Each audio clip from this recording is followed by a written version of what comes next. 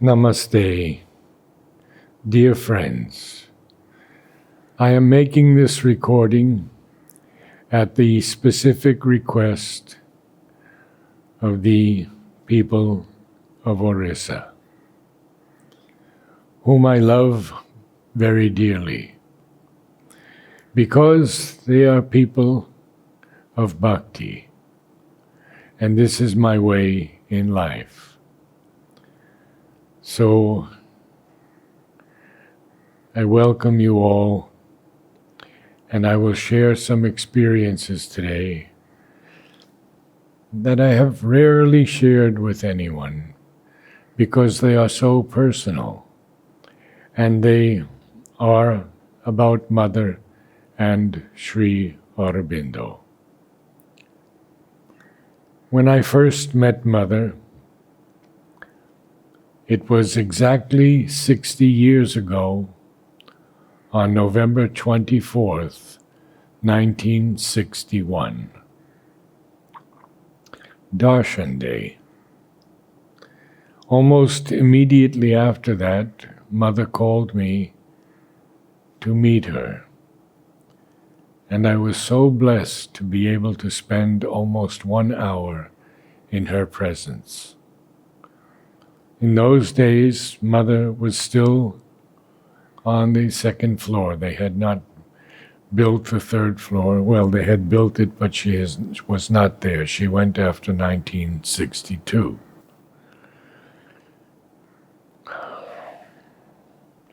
I entered the room, and only Mother was there. I understand, and in my own experience, in future meetings with Mother, Champaklal was always there, or someone else, mostly Champaklal. But this time, for a young man who had just turned 23, it was an extraordinary moment in my life. I saw the Divine Mother sitting there in her high-backed chair, and she welcomed me in with a wonderful, wonderful greeting in French. And I knelt down at her feet, and she began to talk to me about music. I don't remember the exact sequence of things because so much is behind the veil, so much that goes into the psychic being and is not remembered by this rather faulty mind. So Mother spoke to me about music and told me about some of the great composers of the West, not Indian music, Western music, music that Mother grew up in and with. So Mother then asked me, "Is the music in you now?" And I said, "Mother, it is always with me." And Mother smiled and said, "Not always." And she took it away for a while so she could work on other aspects of my being. I can tell you the next thing that she said was a great surprise to me. In a very, very powerful voice, she said, "You must bring down a new music."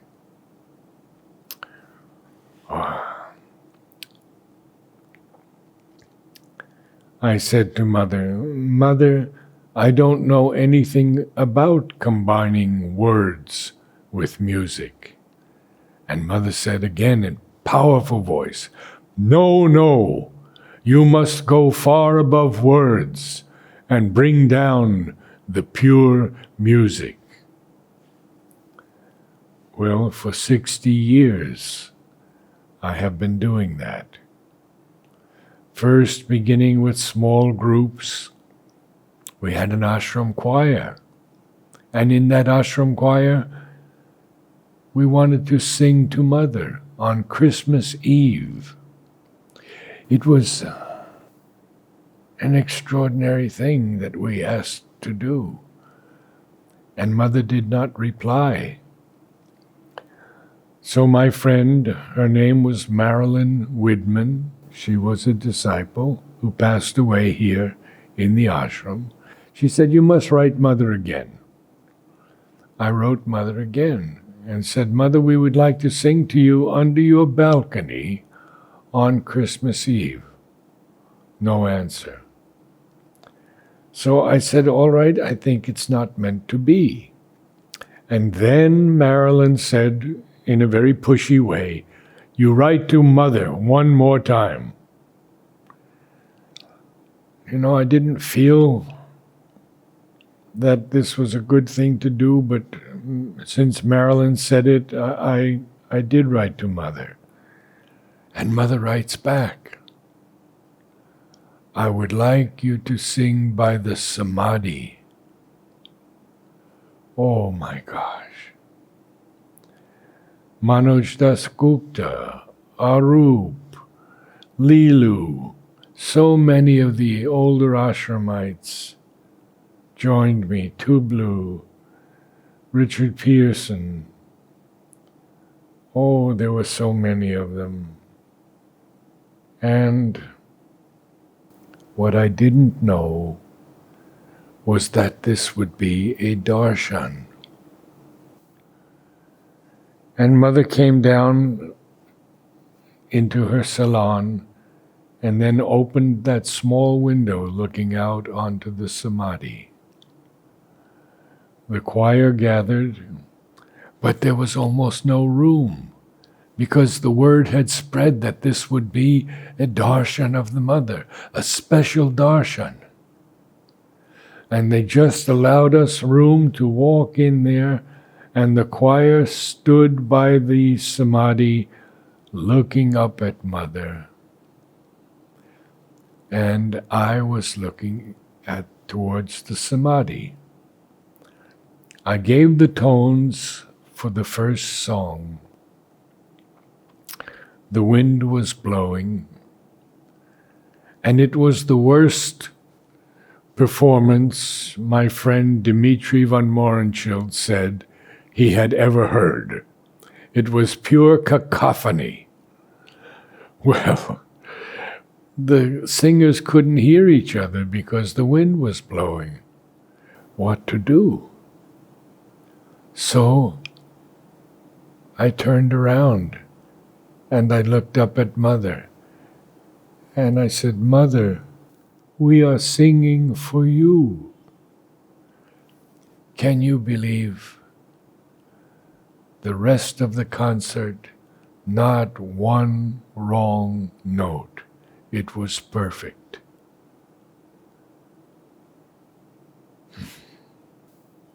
Well, back to my interview with Mother, my first meeting with her. She says to me, "Would you like to talk or would you like to meditate?" Knowing nothing at that time, just having turned 23 years of age, I said, "Meditate, Mother." And so I stayed at her feet and closed my eyes. And the most extraordinary thing happened. I saw and I felt a fire in my solar plexus. And that fire continued to grow and grow and grow. And it grew into my heart, and it grew into my neck and into my head, and above my head, huge flames, but no burning, only heat.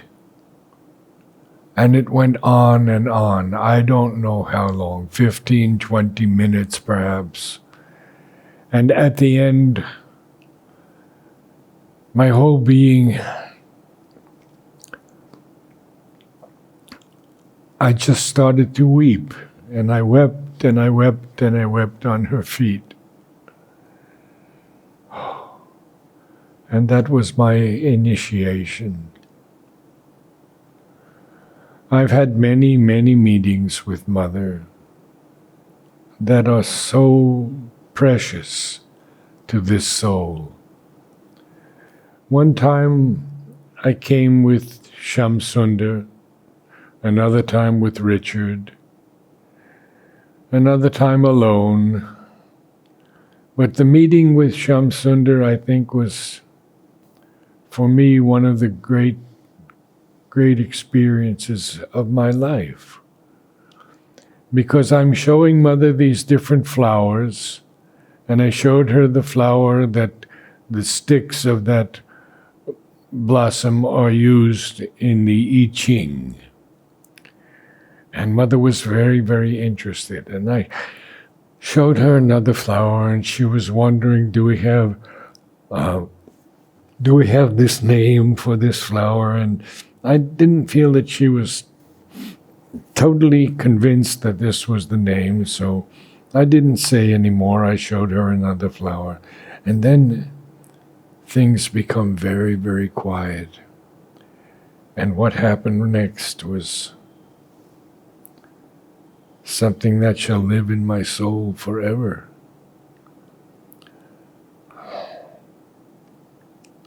Shamsundar said to me, Narad, put your head in Mother's lap. And I did so. And Mother put her hand on my head. I will never forget that moment. I had always touched Mother's feet with my hands, with my head.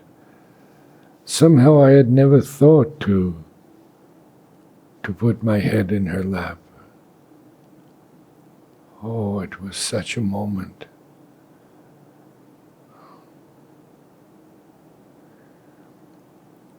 Four years later, I'm back in America, in my father's home. I'm working with him, and one night I fall asleep. And in this dream experience, and I'm going to tell you another one also, Mother said they were both very true experiences.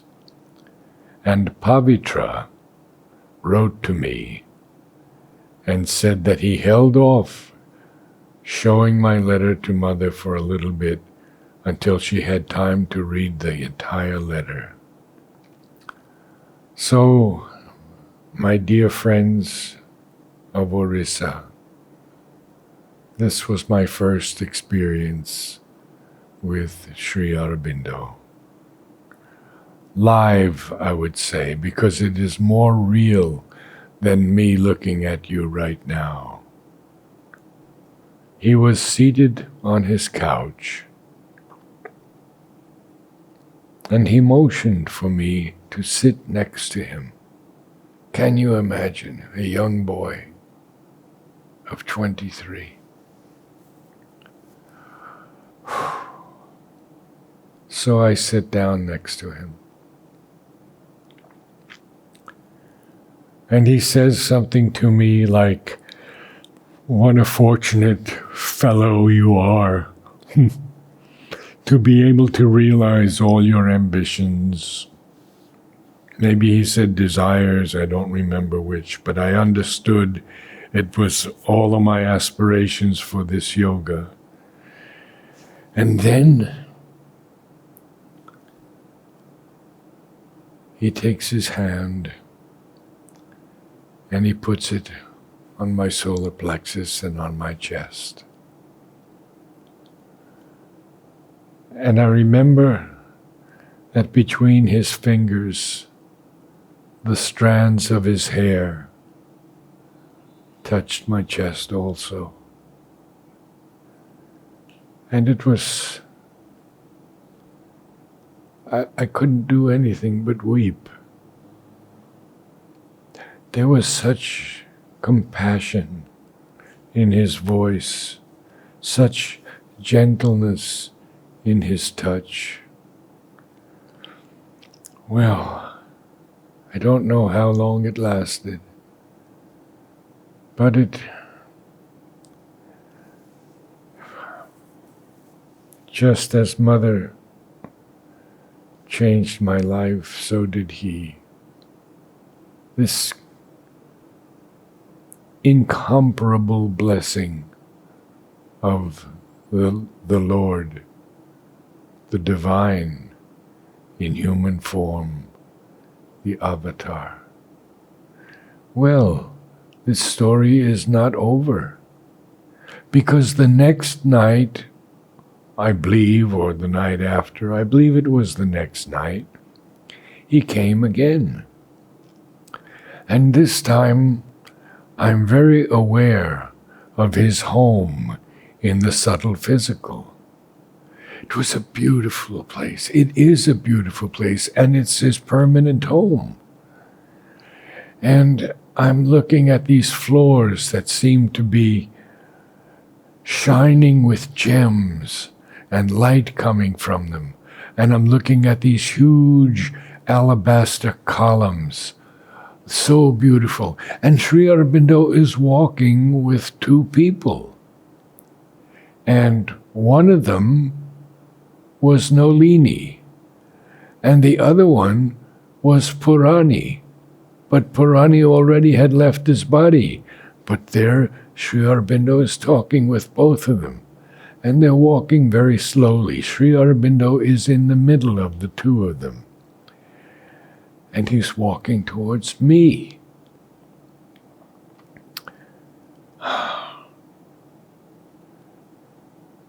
And as he gets up to me, he says, "What kind of a look is that? Smiling, gracious, beautiful Sri Aurobindo." I was very, very angry. I was an angry young man, and I had a lot of anger built up in me. And so I said to him, "Did you or did you not come to me last night?" And Sri Aurobindo smiled. And then he said, very sweetly, "I did." Now, when I sent this letter to Mother, it was a long letter because I can't remember the whole thing, but I had written it all out. Mother said the experience was very genuine. But she said, don't make a mental thing of it because it could lose all of its force. So, that was my first and second meetings with Sri Aurobindo. Next,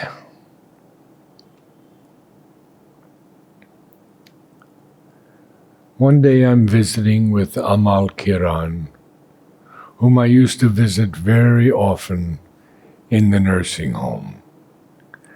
And when I wasn't in Pandi, I would send everything they needed for him. Vitamins every day. And he would refuse to take them. Said they are too bitter. And the girls would say to him, "But they have been sent to you by Narad." And then, "Okay, I'll take them." And he would take them. And once, I remember very clearly, he got bed sores, and they were very serious, because he was lying in the bed 24 hours a day. Very rarely he would get up, and with great difficulty they would lift him up. And they said to me, what can be done about this? So I began to study the whole thing about bed sores and how they could be cured. And I was able to send him a silver oxide ointment, and in 3 days, all the bed sores were gone. So we used to talk a lot about poetry. I mean, that was his specialty. And he corresponded with Sri Aurobindo for years on Savitri, asking Sri Aurobindo so many questions and suggesting things which Sri Aurobindo almost never accepted and explained why he didn't accept them. Well, anyway, the problem I faced was poetry was starting to come down into me. And I found that maybe sometimes I didn't receive or even hear properly, because what I was experiencing was that the lines were coming down so quickly that I had to write very, very rapidly. Now, sometimes maybe I missed a word or something. And I said to Amal, Amal, if you feel a line of poetry is not correct, and Sri Aurobindo says that you should not use your mind to try and improve that line, then what should you do? Amal became very quiet and he said, appeal. Wow, appeal. And then he again said something that has remained with me all these years. If you are patient, there will always be an answer. Imagine that. If you are patient, the Lord will always respond to you. Now, of course, it can't be a silly thing like my son needs to get better grades or I want to get my child married or something. No, it has to be something of great depth. But the Lord will always respond to you. Perhaps it's a health issue. Perhaps it's something that you have to clear out in your being. There will always be an answer. So I thanked him, and I began walking down the stairs. And I tell you,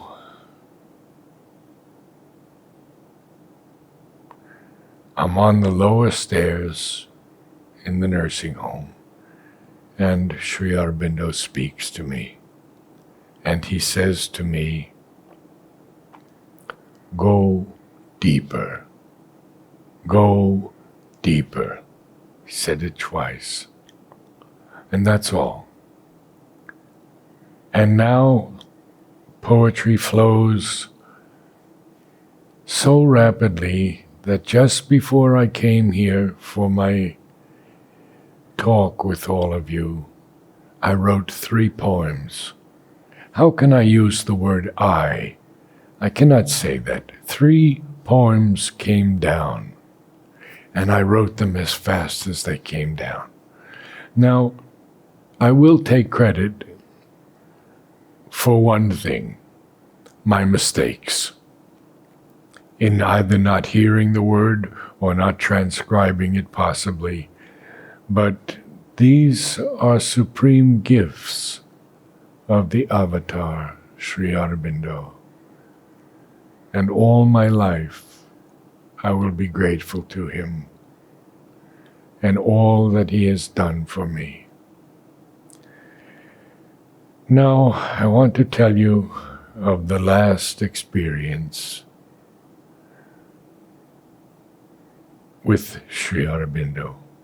I had many, many experiences with Mother, but I'll tell you a few of them afterwards if I can recall them sufficiently well enough.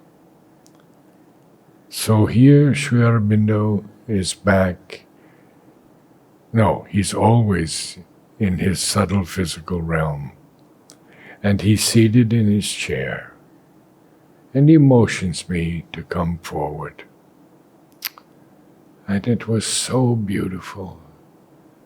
I look at him, my whole soul is given to him. And I get very close to him.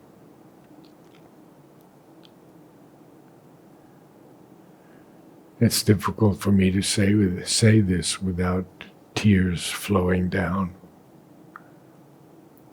He lets me massage his feet.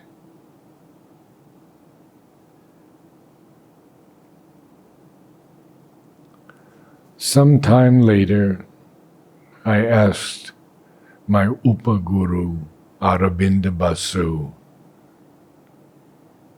"What does this mean?" He said very simply, "It means you have surrendered to him.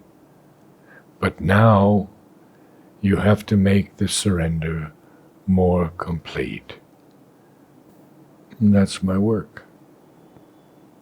I'm going to fast forward ahead and tell you about my birthday.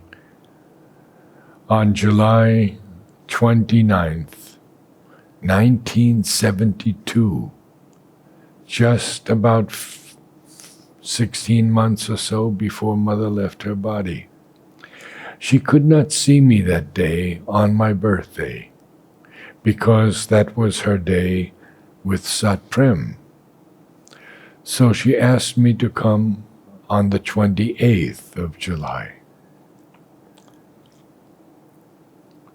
You know, we had been reading notes on the way that were published in the bulletin 4 times a year. And we knew that Mother was working on the transformation of the physical body. And she had told us that she had already transformed many of the cells in her body. And she said that those transformed cells would go to anyone in the world who was open. So naturally, we didn't want to take much time with Mother. I felt, let me go in and take my birthday card, thank Mother, and leave. So I went in. And I must say that this experience that I had on walking into Mother's room was really extraordinary. And another friend of mine, Bob Zwicker, whom many of you may know, he's in the archives, has always had the same experience. When I explained it to him, he said, "Yes, that is my experience." And what is that experience? When we walked into Mother's room, there were no walls. It was vast. It was almost infinity. And it took a long time to reach Mother's feet. Now, when I go there in recent years, I realize in 2 steps, you're at Mother's chair. But then, it was a different experience. So I go before Mother. Immediately I bow down. And Mother gives me a wonderful birthday wish and hands me my card. Mother always sent me beautiful cards. Even when I lived in America, she would have her secretary send me a card every birthday. Now remember this is from 1961 to 1973. Always I received a card, sometimes with the beautiful saying, usually from Sri Aurobindo. So I took my card from Mother and touched her feet and started to get up. And Mother says, "Look at your card." I never heard this before. So I have to open the envelope and I take out the card. And there she has written on the top my old name and then underneath my new name, Narad. Well, I couldn't stop crying. I must have cried at her feet for 10 minutes, taking all her time. And then I left. Now, I'm going to go back because another thing just came into my consciousness. And that is the beautiful experiences I had in what was called then the soup room, where Mother would have a cauldron of soup. She would take a spoonful, she would taste that spoonful, and then give it to a disciple. She would do this over and over again. In those days, that room was open, and there was a sepia photo of Sri Aurobindo. And I would always go there before even I went to the Samadhi. I asked Aurobindo Basu, "Why do I do that?" And he said, "Because Sri Aurobindo has installed his presence there."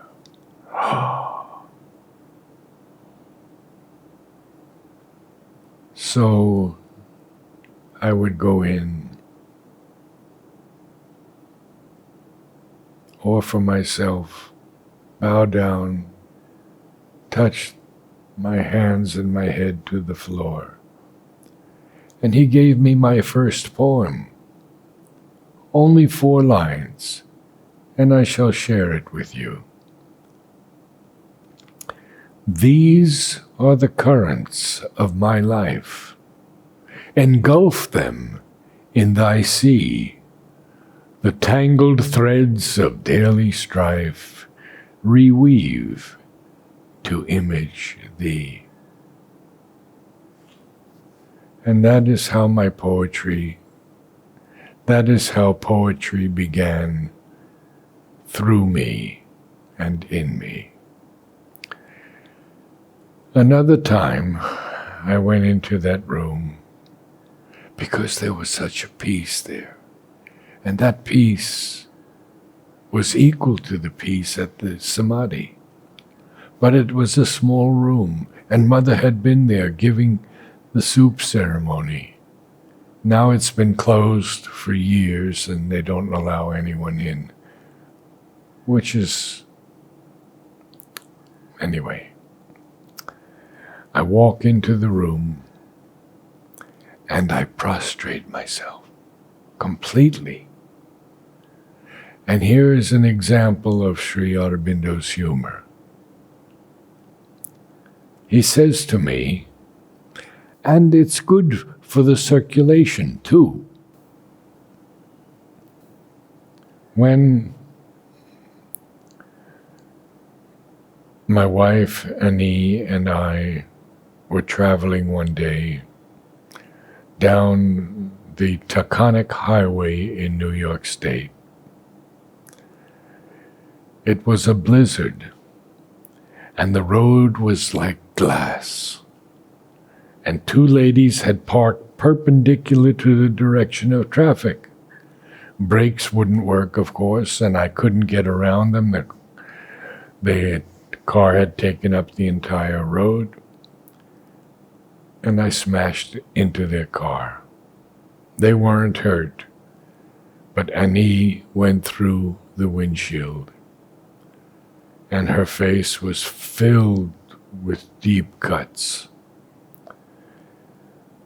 We were rushed to the hospital, and they began to stitch up Annie's face.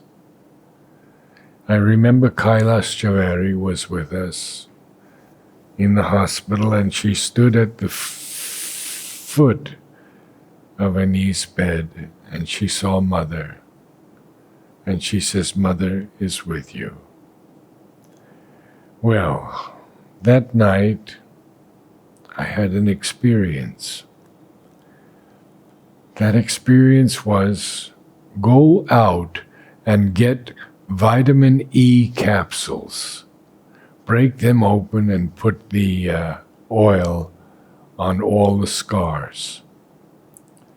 We wrote to Mother, and Mother said, there will be no scars. Imagine that. And there were no scars. When she was completely healed, there were no scars. We recovered $3,000 for medical expenses. Today it would be $3 million. And I wrote to Mother, and I said, Mother, you have saved our lives. May I send the $3,000 to you? Mother wrote back, and she said, why don't you use the money to come to the inauguration of Aurobindo? Wow.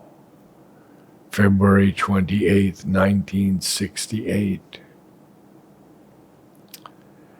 So I bought the tickets, and each ticket was $1,500. Total, $3,000. So we arrive in the ashram, and Mother calls us almost immediately. We had come, and there was a young man with us who was from California. And Mother looked at that young man. I remember his name was Isidore, and she gave him this most beautiful smile. And in 2 weeks he was gone. This was not for him. Then she looks at Annie,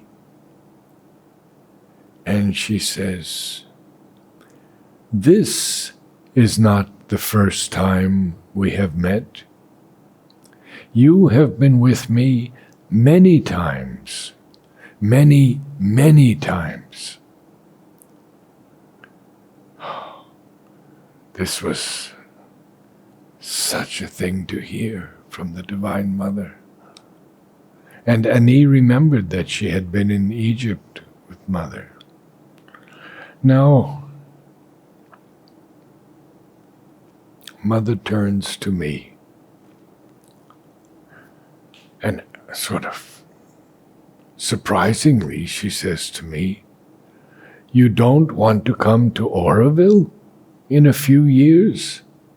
I feel you can do something there. I said, Mother, whatever is your will. Well, we went back to America. And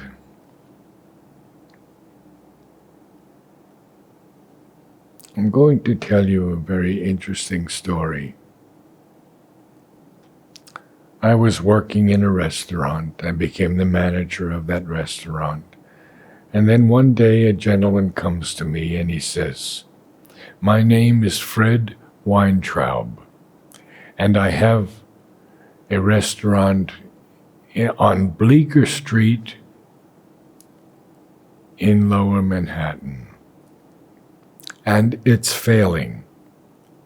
If you will come, I will give you 50% of the restaurant, if you can bring it back to health. Well, how could I refuse that wonderful offer? So I went. Now, in those days, this was the area that most of the hippies came to. It was the area of creative music, of great bands. And I remember these bands. I remember seeing Woody Allen practicing in the bitter end, which was the which was just below the restaurant, which was called the Tin Angel. And I remember Neil Diamond practicing and Fred telling him, you have to do this, you have to do that. I remember Woody Allen giving his monologues there. There were famous people all around. And I made the restaurant a French restaurant. And in those days, everything on Bleecker Street was hot dogs and hamburgers, and there was no restaurant with great meals. And we became very famous. Andy Warhol, the artist, would come with his group of people, 6 or 7 people, and they would come regularly because they loved good food. And we would never pay attention to them because they didn't want to be paid attention to. They had plenty of that. We would serve them, be there for anything they needed, and they would come back again and again. People came to review the restaurant, and it was a time when I was making more money than I had ever made in my life. In addition to my salary and a percentage of the restaurant, I was making more than $300 a night. And then one night, a voice begins to speak to me. And it says very simply, go to California and help Jyoti Priya with her center. Wow.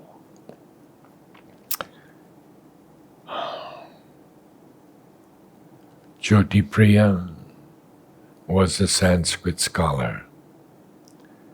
And at the age of 19, she left her parents, who were theosophists, and went to Benares to meet the great swamis and sages there and ask them, what was the secret of the Vedas? And they all told her, these are just stories told by people to their children. They don't really have any meaning at all. And she was very saddened by all of this. The night before she leaves, a man comes to her and gives her the typewritten copy of The Secret of the Vedas by Sri Aurobindo.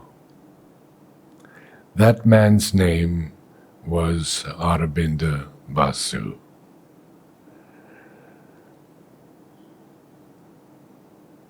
Jyoti Priya's legal name was Dr. Judith Tyberg.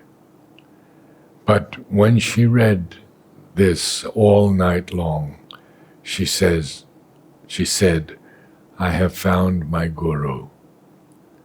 And she went immediately to the ashram in Pondicherry. And there she met Sri Aurobindo. He gave her the name Jyoti Priya. Well, the next night, this voice is speaking to me again. Go to California and help Jyoti Priya with her center.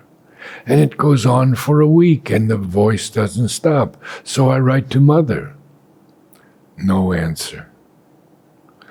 Now, 3 more weeks go by. 1 month, I'm hearing this voice. I write to Mother again. No answer. And then, after a week, I write to her again, because this voice doesn't stop. And Mother sends back a telegram. My answer to you was so positive that I thought I had written it. And so I gave up all this money, all this position, and left with my wife for California. we found a small apartment to live in, and we had almost no money. So I got a job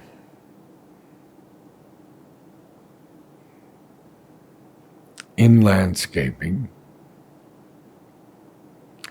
Well, yes, I have to switch back and I have to tell you that Mother had told me in a few years. And so I wrote to Mother again, and Udar answered me. My question was, what does Mother want me to do? Does she want me to study in college or do practical work? Udar writes back and says, Mother says both. So I had to work almost 18 hours a day. And, that 18 hours a day was another time when I just had come back from the ashram in 1962. This time I got a job at a nursery. Well, it was called the Garden Center, and it was in Hollywood. And all the actresses and actors would come to this garden center because the people there were very knowledgeable. And I would hear from Vincent Price and Gregory Peck and all these famous people. And I loved the work there. Oh, it was such a marvelous place. And at the time, that place, just for the land, was worth $50 million. Wow. And one day, the owner calls me into his office and he says, I have no children, and I always considered you my son. I'm getting older and I would like to retire and give you this garden center. Oh my gosh. 50 million. When it sold, I think it sold for over $100 million. And he wants me to have it. The next day, I get a letter from Mother, and she just simply says, "A bientôt. See you soon." Well, it wasn't 9 years after all. It was only a few months. Somehow within me there was no question at all. I gave it all up and prepared to sell the little possessions we had and come to Mother. Now, people have heard this, but you may hear something with your ears, but not be able to realize it for various reasons. So Mother calls me one day to talk about the gardens, and she says to me, "I have chosen all the flowers." In other words, she chose a flower to be the representative of each garden. Then she says to me these words that I will remember in many lives to come. Quote, about the gardens, quote, "It must be a thing of great beauty, of such a beauty that when men enter, they will say, 'Ah, this is it.' And they will experience physically and concretely the significance of each garden. In the garden of youth, they will know youth. In the garden of bliss, they will know bliss, and so forth. Then Mother raises her hand, and she begins to create a spiral going upward. And she looks at me and she says, "One must know how to move from consciousness to consciousness." And then my interview is over. And another day she calls me and she says, "I would like you to begin with the Garden of Unity." And the Garden of Unity is still not completed today because there is no true collective harmony. The most important thing for Aurobindo to finally develop is collective harmony. And Mother writes in the Flower Book, which I'm going to talk to you about next, it is possible only for the divine. And we must unite with the divine to find this true collective harmony.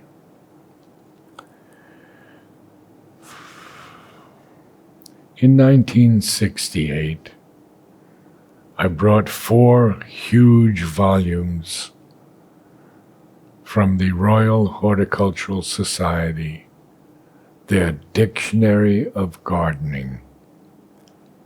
And I began to work with my wife, at that time, Mary Helen, another lady, Mary Aldrich, and Richard Pearson, who is still doing very well in the ashram at care.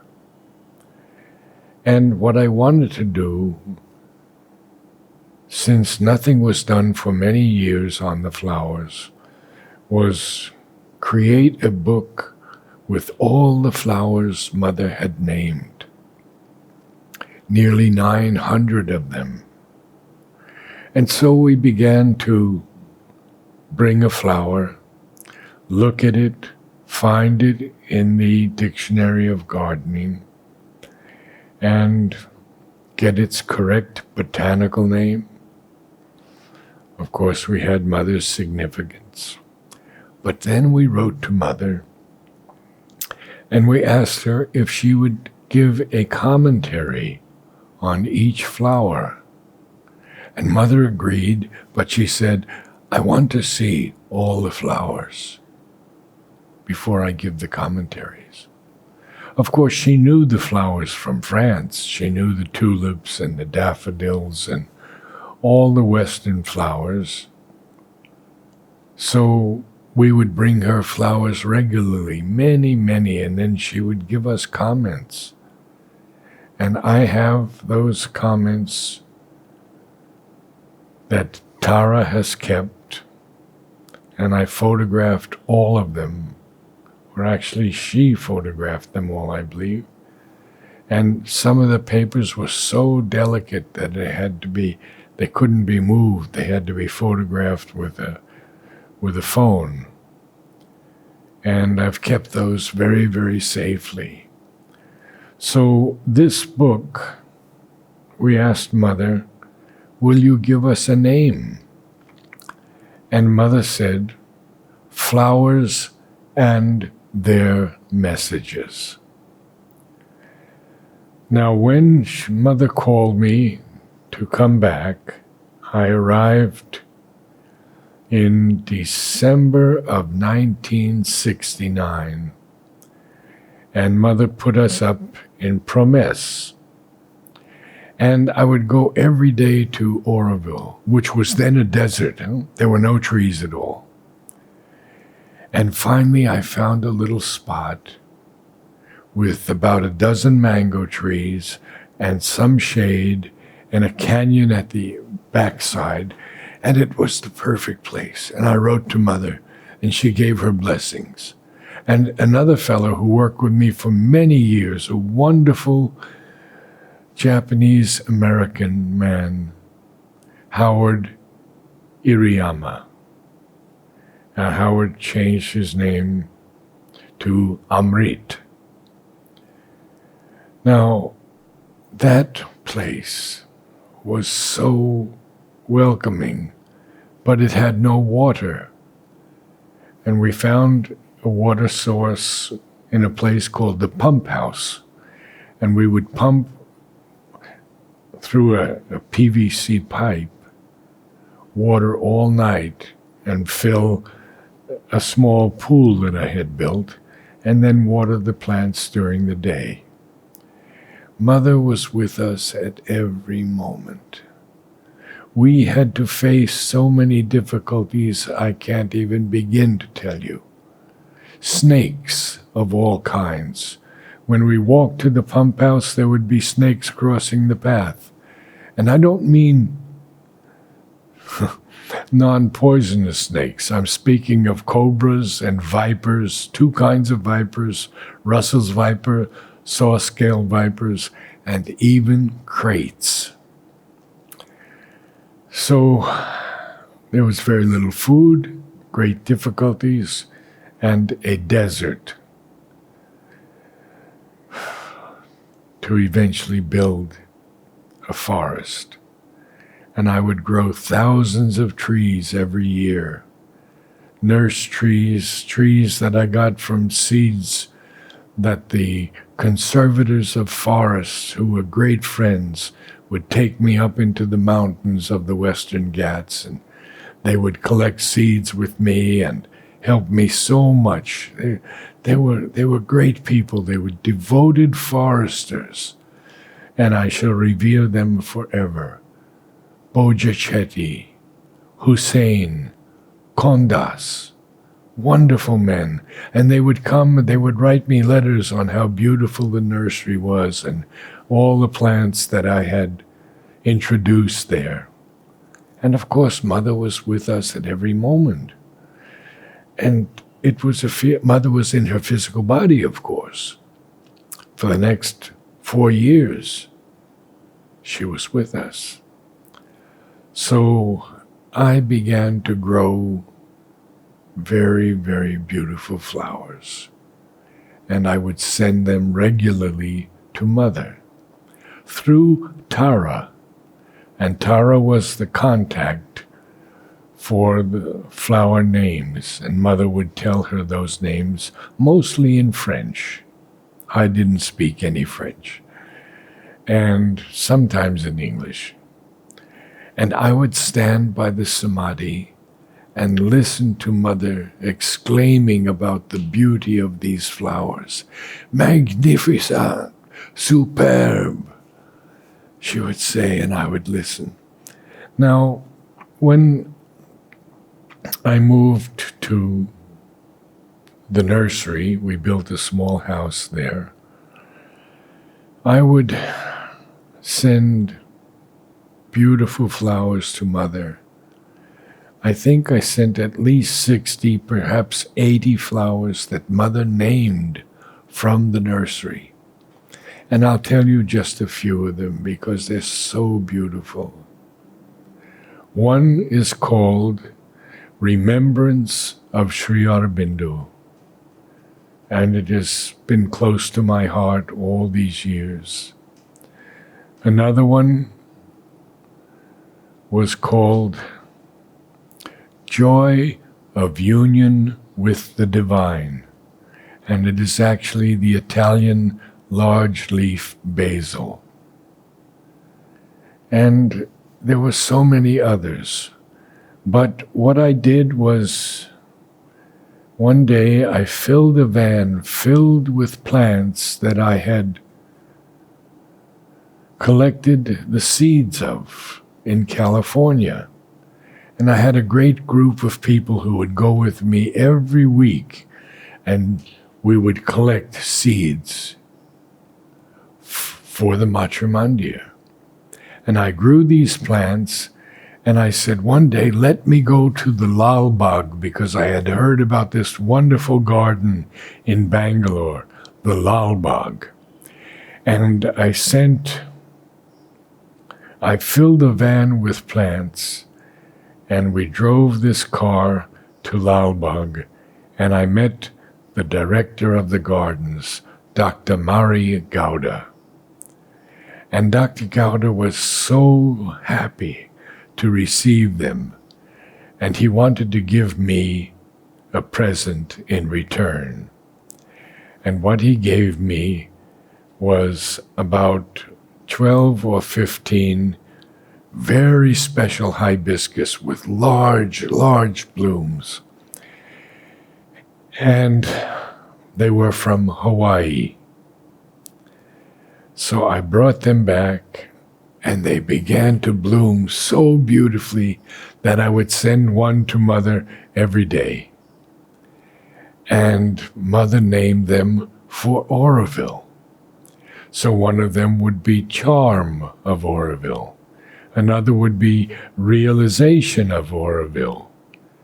Another would be another aspect of Aurobindo. And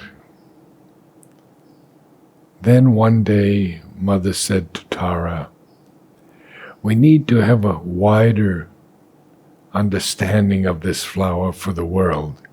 So we'll call it also the new creation. So Charm of Aurobindo also became Charm of the new creation.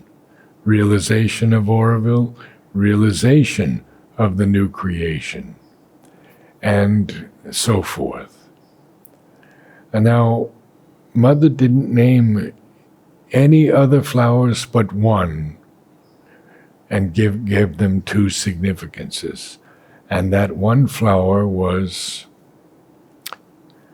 a wild plant that grows all over this area of South India, and Mother named it Miracle.